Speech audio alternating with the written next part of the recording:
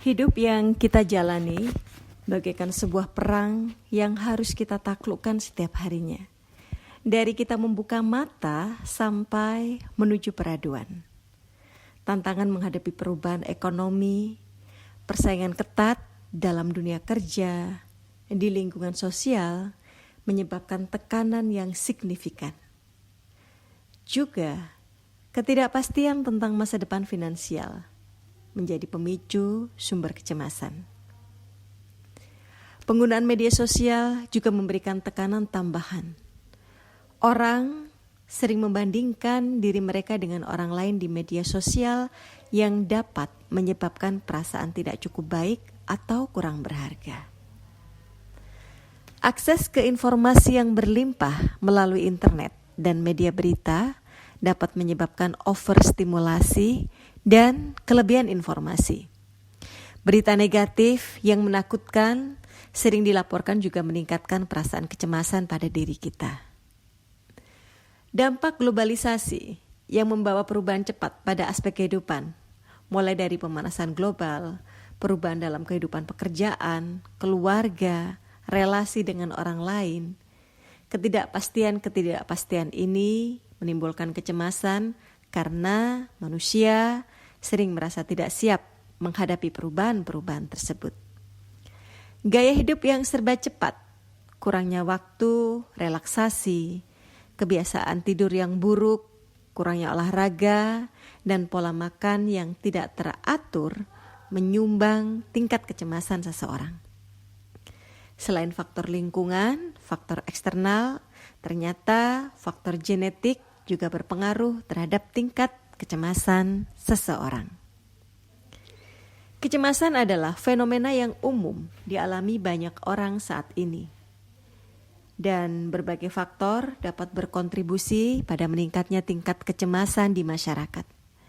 Menurut sebuah data, perempuan lebih rentan mengalami anxiety disorder. Prosentasenya adalah 4,5% dari jumlah populasi, sedangkan laki-laki hanya 2,7%. Kecemasan jika dibiarkan sangat tidak baik secara fisik maupun secara psikis. Terjadi peningkatan saraf otonom yang menyebabkan peningkatan detak jantung, nafas tidak teratur, ataupun rasa mulas pada perut.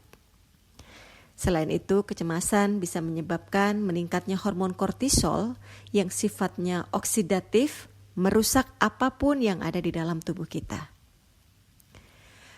Pada orang yang mengalami kecemasan, terjadi pikiran negatif dan adaptasi dari pikiran negatif untuk menjadi seimbang, ini bisa meningkatkan hormon adrenalin yang berdampak pada meningkatnya tekanan darah, menyempitnya pembuluh darah, dan menyebabkan kepala seseorang menjadi tegang.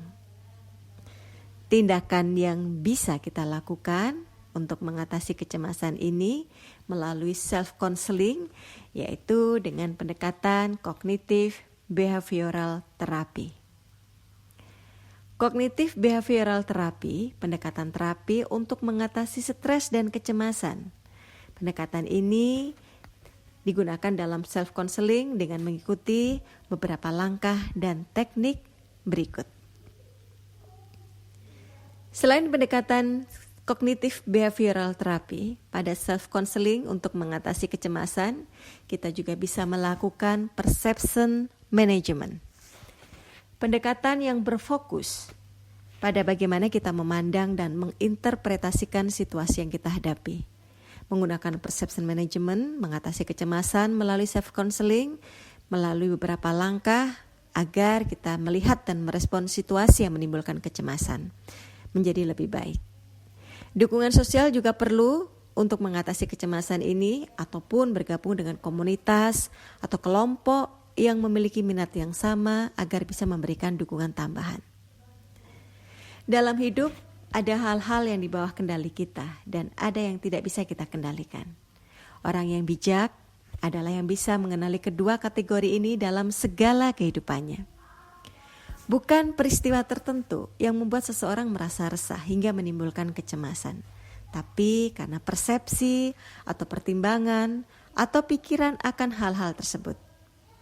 Bagaimana kita menyikapi sebuah peristiwa yang kita hadapi ada dalam pikiran kita, bukan pada hal atau peristiwa di luar kita.